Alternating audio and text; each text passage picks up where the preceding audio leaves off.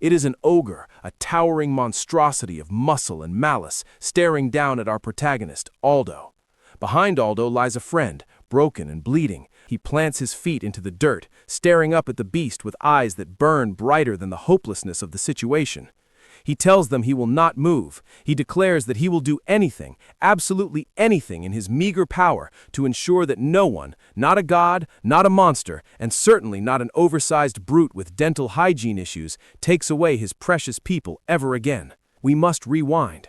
We must leave this blood-soaked battlefield and travel to a place far more terrifying.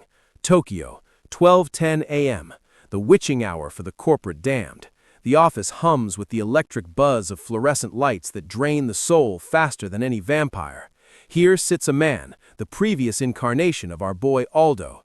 He is slumped over a desk that is less a workspace and more a tombstone for his social life. He decided to work overnight again because sleep is apparently for the weak and the unemployed. In the break room, the hushed whispers of his co-workers drift through the stale air. They sip cheap coffee and gossip, their voices laced with a mixture of pity and confusion. One mutters about how much the senior has changed, how he used to be the life of the party, a man who laughed loud and loved hard. Another co-worker shakes their head, a somber expression crossing their face as they murmur that it is understandable. They speak of a tragedy, a shadow that hangs over all those life like a shroud. Fire. A roaring, consuming inferno standing exactly where his home used to be. The heat is unbearable, searing his skin even in the memory. He stands before the blaze, a small, helpless figure against the wrath of nature. He remembers the desperation, the way he screamed until his throat bled, but the fire simply laughed. It roared and crackled, devouring everything he held dear. He could only watch. He was only capable of witnessing his loving family turn to ash because he lacked the power to save them. Back in the office, the man who will become Aldo stares blankly at his monitor. He mutters to the empty room that work is the only anesthesia that works. Only when he throws himself into the grinder of capitalism, drowning in spreadsheets and deadlines, can he forget the sound of the fire. Then his chest tightens. It is not anxiety, it is a crushing physical blow, as if an invisible giant has squeezed his heart. Karoshi, death from overwork. As the world tilts and darkness encroaches from the edges of his vision, his final thoughts are not of fear, but of a hollow, aching regret. He laments that he has nothing to live for anyway. He lost it all in the fire. The darkness swallows him whole, a final curtain call on a life defined by loss. But the universe, in its infinite sense of irony, loves a sequel. When he opens his eyes, the darkness is gone, replaced by a blur of light and shapes. He tries to reach out, perhaps to check if he is in the afterlife's waiting room, but he freezes. His hand, it is tiny, chubby, it is the hand of an infant. Around him, voices boom like thunder, speaking a language that sounds like gibberish, yet strangely melodic. He blinks, his vision clearing enough to see two giants, no, parents, looking down at him with expressions of doting, overwhelming love. He has been reincarnated, the classic trope. But there is a twist, because the universe rarely gives gifts without strings attached. He is not alone in the crib. Beside him lies another infant, identical in almost every way, a twin brother named Elphys. He looks at his new parents, at his innocent brother, and thinks only one thing. He does not need this. He does not need precious things. Not anymore. 5 years bleed away. Aldo has grown into what the locals call a prodigy and what we might call a depressed 30-year-old trapped in a kindergartner's body. He masters complex mathematical formulas at the age of 5, solving equations that make grown men weep, leaving his tutor staring at the chalkboard with nothing left to teach. The tutor praises him, the family beams, but Aldo is a ghost in his own house. He maintains a calculated distance, a sterile buffer zone between himself and his new family. He treats them with polite coldness, ensuring that no bonds are formed, no roots are struck. If he doesn't love them, it won't hurt when they inevitably die. That is his logic. He notices with a detached curiosity that this world runs on magic. It is in the air, in the soil, a tangible force that he ignores because power requires passion, and he is trying very hard to be empty. One day, he meets his twin, Elphys, in the hallway. Elphys, or El, is everything Aldo is not, open, sunny, and brimming with naive hope. The younger twin beams at him, clutching his small wooden sword, and declares with fierce determination that he will give his absolute best. He promises to become strong so that he can support Aldo when Aldo inevitably becomes the next head of the family. It is a pure, unadulterated expression of brotherly love. Aldo looks at him and feels that familiar pang of fear, the terror of caring, and walks away. Later that day, the sun dips below the horizon, casting long shadows across the estate. Aldo's mother comes to his door, her knuckles rapping gently against the wood. She calls his name, her voice laced with warmth. Inside, Aldo sits on his bed, knees pulled to his chest. He lies. He tells her he is sick, that he cannot come out. It is a flimsy excuse, a paper shield. His mother knows he is lying. She stands on the other side of the door, and for a moment the silence is heavy with unspoken grief. Both of them, separated by a few inches of wood, begin to sob silently. The mother weeps for the son who refuses to let her in. Aldo weeps for the family he is terrified to accept. Time, however, has a way of forcing interaction. Fast forward a bit, and the family decides that what they really need is a summer vacation, a resort, a chance to frolic in nature and pretend everything is fine. They decide to take a stroll in the nearby forest, a classic activity for families who have clearly never read a monster manual. The father, taking on the role of the responsible protector, warns them that there are monsters in these woods and that they absolutely should not wander around by themselves. They come across a bridge. It is old, deteriorated, the wood gray and rotting, swaying ominously over a chasm. Aldo looks down. The bottom is lost in shadow, a drop so deep that if any of them fell, there wouldn't even be a body left to bury. He remarks on this with his usual grim precision. Sensibly, they decide that crossing a death trap is not part of the itinerary and take a detour to get to the other side, eventually settling down for a picnic. The sun is shining, the birds are singing, the sandwiches are likely delicious. For a brief, traitorous moment, Aldo forgets himself. He smiles. He laughs at something El says. He feels the warmth of the sun and the warmth of his family, and it is nice. And then, the panic strikes. It hits him like a physical blow. The smile dies on his lips. The image of the picnic is overlaid with the memory of the fire. The laughter is drowned out by the roar of flames. He looks at his mother, his father, his brother. The PTSD claws at his throat, choking him. He asks himself, his internal voice screaming, if he wants to repeat the same mistake. Why is he getting happy? Why is he getting close? He scrambles up, muttering a frantic excuse, and runs. He runs away from the picnic, away from the warmth, fleeing into the darker parts of the forest. He scolds himself as he runs, tears blurring his vision. He tells himself they will disappear too. They will leave him alone. It is inevitable. He hides in the hollow trunk of a massive tree, curling into a ball, waiting for the world to end. Then, a scream shatters the forest. It is El. Aldo freezes.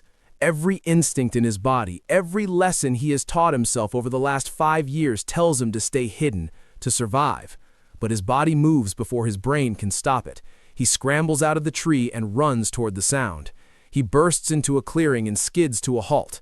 There, standing in front of his terrified brother, is a Fenrir, a mythical wolf the size of a carriage, its fur bristling like needles, its eyes glowing with predatory hunger. Aldo tells himself he has no power. He tells himself he cannot save anyone. He is 5 years old. He is weak. The Fenrir lunges. It aims for El, its jaws opening to snap the boy in half. Blood splatters across the grass, but it is not El's blood. Aldo stands there, small and trembling, his arm caught in the wolf's jaws. He took the hit. He stepped in the way. The pain is blinding, white-hot agony that shoots up his shoulder, but he grits his teeth.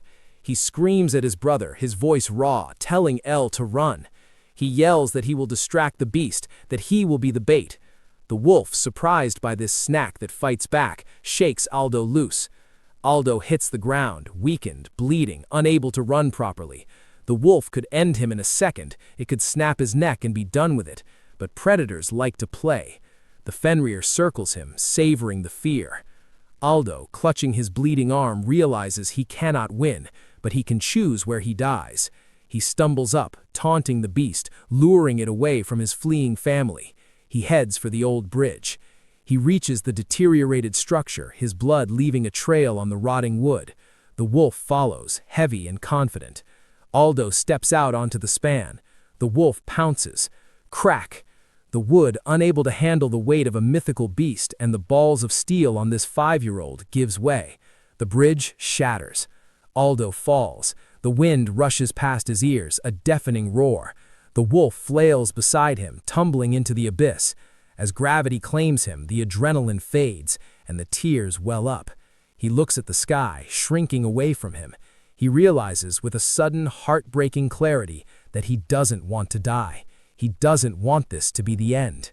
Then the air turns frigid. Out of nowhere, a massive column of ice erupts from the cliffside. It is a high-level spell, a masterpiece of frost magic that catches Aldo in midair, cushioning his fall and freezing the wolf into a majestic popsicle. He is lifted up, gentle as a feather, and deposited back onto solid ground. Before he can process the fact that he is alive, he is crushed in a hug. His mother is there, trembling, her tears soaking his shirt. She scolds him, her voice breaking, calling him reckless, telling him she was worried sick, asking him why he would do something so stupid. Aldo, overwhelmed by the near-death experience and the sudden warmth, breaks down. The walls crumble. He cries, sobbing into her shoulder, apologizing for everything, for the distance, for the lies, for running away. A little while later, as the adrenaline shakes subside, Aldo sits looking at his hands. He has made up his mind. He realizes that this world is different. Here, power exists. Here, if you are strong enough, you don't have to just watch the fire burn. You can put it out. He looks up at his mother, a new fire in his eyes, and tells her that he wants to protect the people he holds dear. He asks her, with a determination that belies his age, to teach him magic. You would expect the mother, a powerful mage who just summoned an ice elevator, to be thrilled. You would expect a training montage. Instead, Aldo's mother starts acting weird. Very weird. When he asks her to teach him, she doesn't bestow wisdom. She proceeds to run away. Literally. She jogs away from her 5-year-old son, shouting over her shoulder that she by no means used a high-level spell. She claims, with the lying capability of a toddler caught with a cookie, that children shouldn't see such things and that she definitely didn't do anything cool. Aldo is not deterred. The pestering begins. It is a siege of annoyance. He follows her around, begging, pressuring, demanding to be taught, but she remains a fortress of refusal. Desperate, Aldo turns to the maids. He asks them to teach him. The maids look at him with pity and amusement. They inform him that his mother is a genius mage, a literal prodigy, and that she is far more suited to teach him than they are. Furthermore, they drop a bit of lore on him. It is strictly forbidden to teach magic to children who haven't reached the age of 10. Apparently, giving toddlers flamethrowers is frowned upon in this society. Aldo, being a former corporate worker who doesn't take no for an answer, heads to the library. If they won't teach him, he will teach himself. He spends hours buried in books, emerging late in the day looking exhausted, his eyes rimmed with red, his brain stuffed with theory but lacking practice. He runs into Elphys in the hallway. The dynamic has shifted. Aldo no longer looks at El as a liability, but as a brother. He adores him now, showing the affection he held back for 5 years. He tells El that he has no reason to hold back anymore. He is all in. They discuss their predicament. They decide that if they are going to survive in a world with ogres and wolves, they need to become stronger together. They hatch a plan. A devious, tactical plan to break their mother's will. They approach her together. They stand side by side, identical twins with big, shimmering eyes. They deploy the cute face attack. Now, Elphys is naturally cute. He's a child. But Aldo? Aldo is a 30-year-old man mentally piloting a child's face. There is something forced about his cuteness, something slightly uncanny, but to a mother, it is effective. She looks at Elle's genuine puppy eyes. She looks at Aldo's terrifyingly calculated puppy eyes. She crumbles. Unable to resist the combined wattage of their cuteness, she sighs, defeated. She agrees to teach them, but she adds a caveat, her voice grave. She warns them that it is dangerous, that magic is not a toy. But Aldo isn't listening to the warning. He is smiling. He has the power now, and this time, he thinks, nothing is going to burn. Aldo was looking up at his mother, Rafina, with eyes that held far too much determination for a toddler. You see, most children want candy or a later bedtime. Aldo, haunted by the phantom pains of a past life and the fear of loss, wanted power. It is a noble sentiment, certainly, though hearing it come from a mouth that still struggles with multisyllabic vegetables is always a bit jarring. Rafina, bless her heart, looked at her son and saw the fire in his eyes. She decided then and there that she wasn't raising mere children, she was raising legacy. She gave him terms, a strict set of rules that would make a military drill sergeant blush. If he agreed to them, total obedience, safety protocols, eating his greens, she would teach them mana control. Now, for the uninitiated, mana control is the bread and butter of magic. Without it, you were just a walking bomb waiting to sneeze and level a city block. She promised, with the solemnity of a high priestess, that she would make good mages out of the two of them. To demonstrate, she didn't just explain it, she showed it. Rafina closed her eyes, and the air in the room grew heavy, vibrating with an invisible hum. She asked the boys if they could see it. El, the brother who clearly hoarded all the talent in the womb, clapped his chubby hands and exclaimed excitedly that he could see it. He described the colors, the flow, the sheer beauty of it. She thought that if they could learn this, she would finally be free from Al's constant nagging about training. It is the universal dream of mothers everywhere. Keep the kids busy so you can have 5 minutes of silence. But the universe, as it loves to do, decided to humble our protagonist. Minutes turned into hours. El, the prodigy, had already started emitting his own mana, a soft, wobbly aura that surrounded him like a glowworm. Aldo sat there, veins popping on his forehead, trying to sense anything. A breeze? A tingle? Indigestion? Nothing. He was spiritually blind. His mother, seeing the crushing disappointment on his face, gently encouraged him to continue trying. She told him it takes time. 3 months passed. 3 agonizingly long months of Aldo sitting in the garden looking like a lawn ornament, trying to feel the magic. Nothing, not a spark. He was starting to think his reincarnation bonus got lost in the mail. One afternoon, while Aldo was sulking in the grass, wondering if he should just take up accounting instead of sorcery, he met El. His brother, ever the golden child, sat down and tried to explain it. He used words like flow and warmth and tingly feelings. It was like listening to a poet explain physics to a brick. Aldo stared at him blankly. He did not understand a word El meant. Desperate, they decided to meditate together. Maybe proximity would help? They sat cross-legged, facing each other, looking for all the world like 2 tiny monks. Then El reached out and took Aldo's hands. Listen to me closely, because this is where things get weird. El smiled, that innocent, pure smile that usually precedes a disaster, and said that whenever they hold hands, he feels like they become one with one another. A sentiment that is adorable in a greeting card, but terrifying in the context of metaphysical magical theory. They closed their eyes. They breathed in sync. Rafina, who was watching from the doorway with a tray of snacks, suddenly felt a cold shiver crawl up her spine. A memory resurfaced, unbidden and violent. She remembered a forbidden research paper she had read years ago in the deepest archives of the Academy. It was about mana transfer, a technique banned for centuries. The side effects were catastrophic: soul erosion, identity collapse, death. She asked herself why on earth she was recollecting that kind of nightmare fuel while looking at her beautiful children. Then the tray dropped from her hands. Rafina saw a shocking scene. The air around her baby boys was warping. They were performing the forbidden magic, mana resonance. It wasn't just holding hands. Their energies were looping, feeding into each other, amplifying and merging. A circuit of raw power was cycling between them, growing louder and brighter with every heartbeat. When they finally opened their eyes, the first thing they saw was their mother on her knees, crying profusely. Not tears of joy, my friends. These were tears of sheer, unadulterated terror. Aldo blinked, the world looking sharper, brighter. He looked at his mother, confused. He told her that he saw El's memory. Through the resonance, he had literally peeked into his brother's mind, seeing the world as El saw it. And now, finally, the switch had been flipped. He could sense mana. But Rafina didn't care about his breakthrough. She rushed forward, grabbing them, checking their pulses, checking their eyes, asking frantically if anything was wrong with them. Her voice cracked, bordering on hysteria. The boys, oblivious to the fact that they had just danced on the edge of a magical volcano, looked at each other and shrugged. They said there was nothing wrong with them. They felt great, charged up.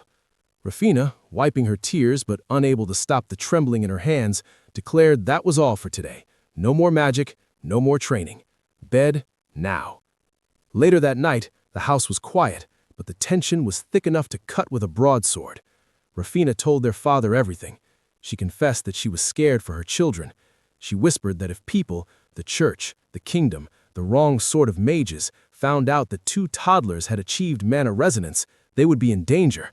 They would be lab rats, or worse.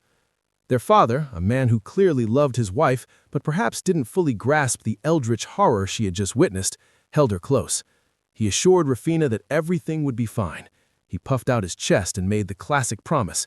He would protect his children at the cost of his life. A noble vow, truly, but in the world of storytelling, saying, "I will protect them with my life," is practically signing your own death warrant. Let's hope he has good life insurance. Time, as it is wont to do, marched on. Fast forward. We are in a market square. The sun is shining, birds are singing, and the narrator is contractually obligated to tell you that a child got kidnapped in broad daylight. Just snatched. Gone. It's a lovely foreshadowing, isn't it? A reminder that this world is not a playground.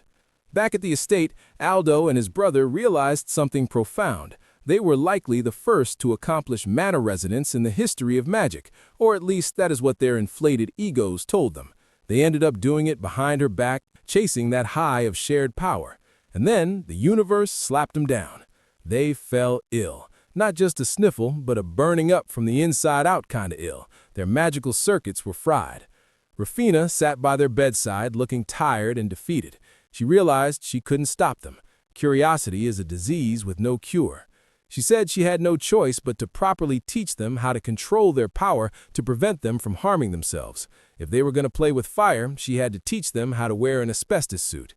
A few days later, thanks to the resilience of youth and perhaps some potent potions, they were fully healed and rearing to go. Rafina sat them down and the real schooling began. She explained concepts of magic that would make a university professor weep. She drew diagrams. She lectured on flow, containment, and release. The two boys listened and watched diligently, soaking it up like sponges. They were terrified of getting sick again, which is a fantastic motivator. Then the carrot was dangled. Rafina told her sons that there was a party coming up in the town boulevard, a real outing, to the city. Fast forward again, the wheels of a wagon clattered against the cobblestones. They were heading to the town. The boys had their noses pressed against the windows, watching the countryside roll by. When they got to their destination, their father took over the tour guide duties, showing them around with a pride that suggested he built the town himself. While they were gaping at the architecture, a knight commander approached them. A big man, armor gleaming, radiating authority. He came to welcome Aldo's family into the town. But he wasn't alone. Peeking out from behind his massive leg was a girl. She was about 2 years older than Aldo. The knight commander, in a booming voice, told both of them to introduce themselves. The girl stepped forward, shrinking into herself. She was shy, the kind of shy that makes you want to wrap her in a blanket and feed her soup. She whispered her name, Ashella. Aldo, seizing the opportunity to expand his social circle beyond his brother and his parents, introduced himself with a bow that was perhaps a bit too formal for a child. He then looked her in the eye and asked if she wouldn't mind being his first friend ever. It was smooth, it was charming. Ashella blushed and nodded. The parents, delighted that their children weren't screaming or setting things on fire, proceeded to assign bodyguards to the two young children so they could explore the town. It was the classic go play while the adults talk boring politics maneuver. Ashella and Aldo walked through the bustling streets. Ashella, it turned out, was a local. She showed Aldo around because this was where she lived. She pointed out the best bakeries, the toy shops, the places where the dogs liked to sleep in the sun. She was opening up, her shyness melting away in the face of Aldo's genuine curiosity. Then the world reminded them it was cruel. A thief, a scrawny man with desperate eyes, tried stealing from Aldo. He used the classic bump and grab technique. He slammed into Aldo, mumbling a fake apology while his hand dipped toward Aldo's pouch. But he didn't count on Ashella. Her eyes, usually downcast, snapped up. They were as sharp as an eagle's. She spotted the hand, she spotted the intent. Before the thief could even close his fingers around the coin purse, she called him out, her voice ringing clear and authoritative. She thwarted the thief's plans simply by being observant. Aldo looked at his new friend with newfound respect. She wasn't just shy, she was sharp. They headed back to the residence where Aldo and Ashella's fathers were concluding their business. Now listen to this part, because it makes my blood boil. Ashella's father, the great knight commander, looked at his daughter and asked if she was all right going home by herself because he was really busy. Really busy. He asked his young daughter to walk home alone in a city where we established, literally 5 minutes ago, that children get kidnapped. What an irresponsible father. If there was a parenting award, he would be disqualified immediately. Aldo, who has the mental age of an adult and the chivalry of a knight, was worried about her.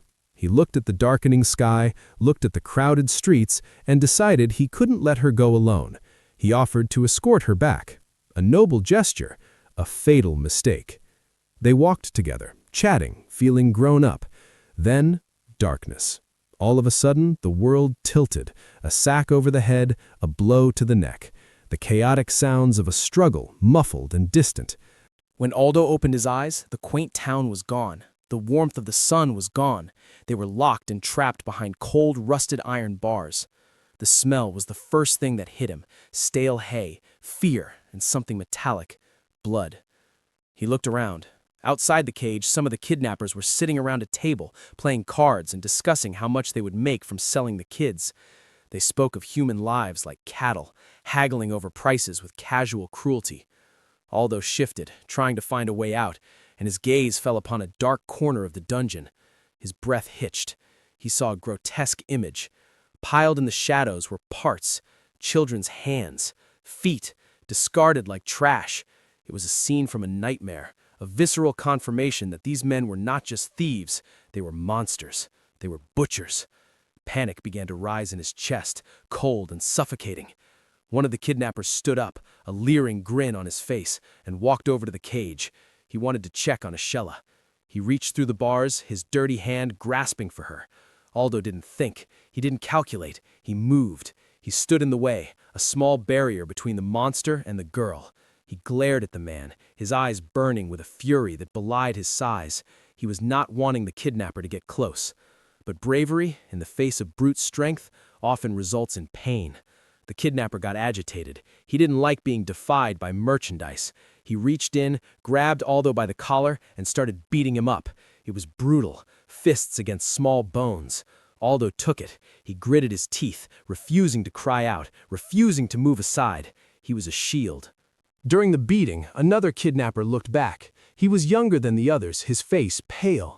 He watched the violence unfolding and something in him broke. He apologized to them, his voice barely a whisper, guilt filling his eyes. He looked like a man who had realized too late that he had sold his soul for copper coins.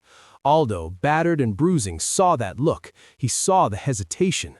He focused. He remembered the pain of the training, the feeling of the resonance, the flow of mana. He dug deep into his core, past the fear, past the pain. Snap! Aldo broke free from his restraints. The ropes burned away or perhaps snapped under a surge of reinforced strength. The kidnappers froze.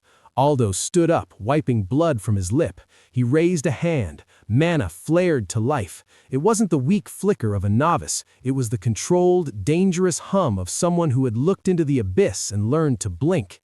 He showed Ashella that he could use magic. Her eyes went wide, hope warring with fear. The guilty kidnapper stared. He saw the mana. He saw the quality of the clothes beneath the dirt. He realized that they were children of nobles. This wasn't just a kidnapping. This was high treason. This was a death sentence. Aldo then proposed a deal to the man. "I have a plan," he whispered, his voice steady despite the swelling on his jaw. "To save you, and to save her." The kidnapper froze, the key to the cell heavy in his pocket, as the boy who should have been a victim began to dictate the terms of their survival. And that, my friends, is where we leave them, in the dark, with monsters on one side and a desperate gamble on the other.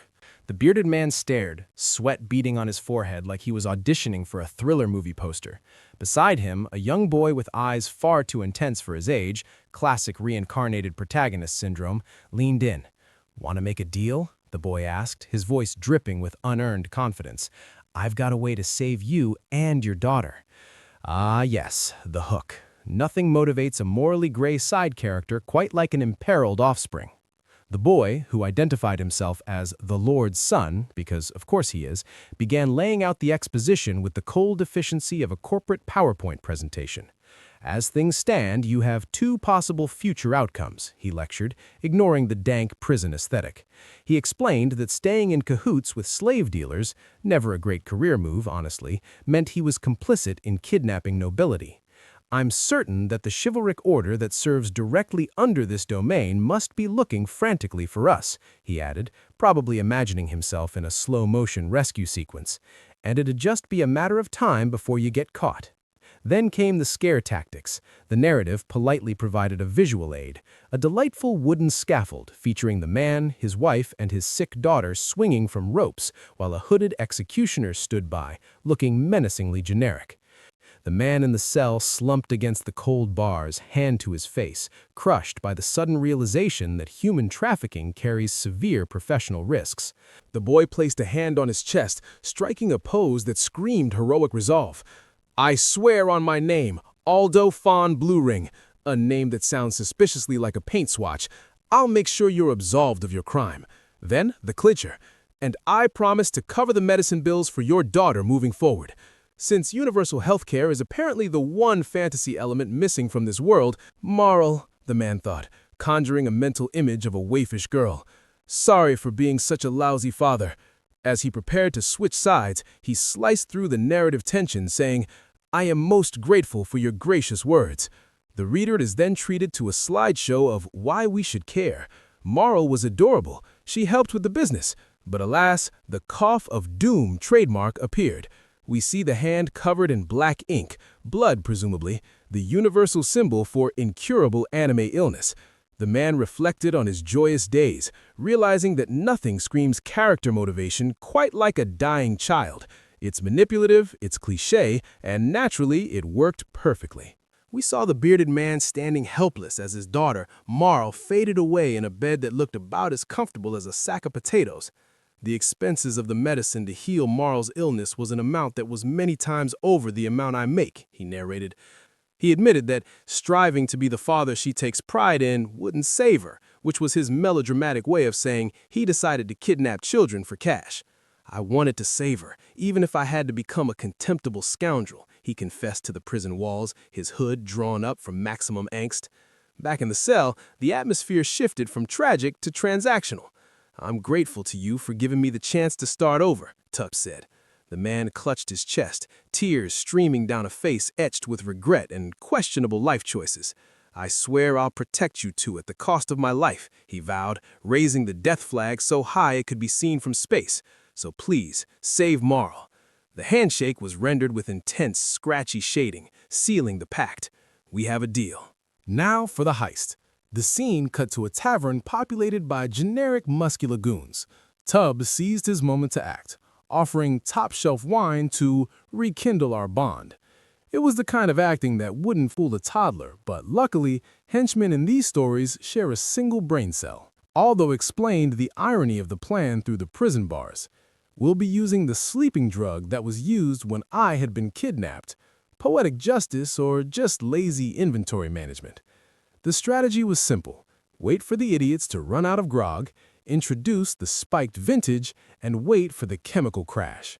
The panel helpfully visualized the result: burly men snoring with snot bubbles, defeated by their own thirst. With the guards incapacitated, the group reconvened. "The plan went swimmingly," Tubb whispered. Aldo turned to his companion, the terrified girl in the frilly dress. "Ashella, are you prepared mentally?" She shivered, screaming a shaky yes, clearly on the verge of a panic attack. Recognizing the need for the ultimate trope, Aldo deployed the head pat of reassurance. "This is practically playing tag with the tagger being asleep. It'll be fine, no need to worry." A bold claim considering they were escaping a slave den, but who can argue with Sparkles? The trio shuffled through the dim corridors, the air thick with tension and the smell of cheap plot devices. Tubb, looking every bit the weary guide in a dungeon crawler RPG, raised a hand. "Let's go back," he whispered, his face softened by a filter of hope that usually precedes a disaster, "to where our families are waiting for us." "Oh, Tubb, you sweet, naive, bearded man, you might as well have painted a target on your back and screamed, 'I am 2 days away from retirement!'" He pointed toward a doorway that promised freedom, or at least a scene transition. "Just a bit more," he urged, sweat glistening on his face like he knew the writer was about to throw a wrench in the gears. "You'll get out into town once you go past that passage." Ashella and Aldo exchanged relieved glances, the kind that scream premature celebration. And then, naturally, the floorboards creaked. Aldo paused, his shonen senses tingling. "Tubb, the hell are you doing?" he asked, watching the man freeze. because no stealth mission is complete without a fatal flaw. A henchman appeared, one who looked like he auditioned for a pirate crew and got lost.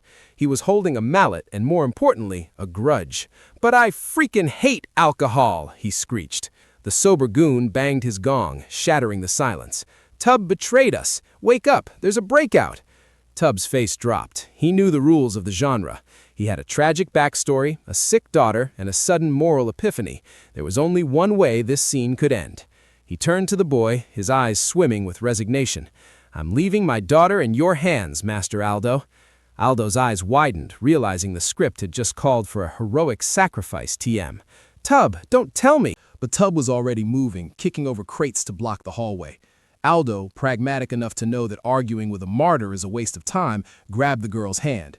"Ashella, run!" he screamed, his face contorted in a mixture of fear and determination as they sprinted away, leaving the baggage behind. Alone in the corridor, Tub drew his sword, preparing for his close-up. "I tried to sacrifice other children for the sake of saving my own child," with the shaky resolve of a man trying to balance his karma ledger in under 30 seconds, he faced the horde. "You shall not get past me," he bellowed. It was cliché, it was predictable, and it was exactly the sort of melodrama we signed up for. The children scrambled through the slums, a labyrinth of rotting wood and despair that the author helpfully diagrammed for us. "The passages are all weaved through them like spiderwebs," a disembodied narrator explained, ensuring the reader understood that urban planning was not a priority here. Aldo, panting but looking suspiciously pristine, halted. "Seems like the chasers aren't coming after us," he noted. Of course they weren't. The narrative camera had already panned act to the dungeon to focus on the villain, a man whose forehead tattoos surely disqualified him from any job that didn't involve human trafficking. He wasn't mad about the moral implications of his trade, he was mad about the profit margins. "We've lost 20 gold coins, damn it!" he screamed, clutching his braided hair as if suffering a migraine induced by poor accounting. On the floor lay Tub, the sacrificial lamb of this arc, looking like he'd gone 10 rounds with a meat tenderizer. "Hey, traitor," the boss spat, looming over him with the subtlety of a sledgehammer. "You lost them? Those goddamned 2 runts?" He leaned in, delivering the standard bad guy ultimatum. "Don't go thinking we'll grant you an easy death. We'll have you pay the price for that." The goons behind him, drawn with the same copy-paste face tool, jeered. "Get ready, you guys, time for some entertainment." Because apparently their cable subscription had expired and torturing a middle-aged father was the only show in town. Back in the safety of civilization, Ashella was ready to roll the credits. "Thank goodness! Now we can tell our fathers about the kidnappers," she cried, relief washing over her. She was sensible. She wanted to go home. Aldo, however, was suffering from main character syndrome. He couldn't just survive, he had to complicate things. "Go to the knights and tell them that I'm in the thug's hideout." "Sorry." Aldo cut her off, clenching his fist until his knuckles turned white to signify inner turmoil TM. Ah yes, the deep emotional bond formed after knowing a guy for 12 minutes. He turned back toward the danger, the lighting softening to frame his noble profile. With a smile that practically sparkled despite the grime, he delivered the final line of the chapter. "Ashella, I'm counting on you." It was brave, it was foolish, and it was the only way to drag this plot out for another volume. Ashella screamed, reaching out with a hand drawn in desperate perspective. "Aldo! Wait up, Aldo!" But our hero was too busy having a thematic epiphany to care about her cardio. "Tub and I are similar," he mused, because nothing fuels a protagonist quite like projecting their own trauma onto a middle-aged criminal he met 20 minutes ago. Cue the mandatory flashback montage. We are treated to scenes from his past life, firefighters braving stylized flames, and a wholesome breakfast table featuring the ubiquitous slice of toast. Ah yes, the eating toast trope, the universal symbol of lost innocence before the truck coon incident. Aldo's internal monologue spiraled into the philosophical. If I can protect the people dear to me, and if I can't allow myself to protect them by sacrificing someone. It was a lot of words to admit he has a savior complex the size of the plot hole they just crawled out of. Back in the gritty alleyway, Aldo stopped. He looked at the dilapidated scenery, rendered with just enough rubble to emphasize the poverty. But even so, I don't know if I can be of help to him, he thought, sweating nervously. I want to save Tub, myself. Subtlety is dead, folks. He planted his foot firmly, the boot drawn with excessive detail to signify resolve. I'm damn sure I'll regret not doing something. Meanwhile, Tub was strung up like a holiday decoration in a meat locker. The goons were playing a game that can only be described as Darts, the War Crime Edition. Aldo peered around the corner, his inner monologue whispering a desperate "please be alive," which was setting the bar incredibly low given Tub looked like ground beef.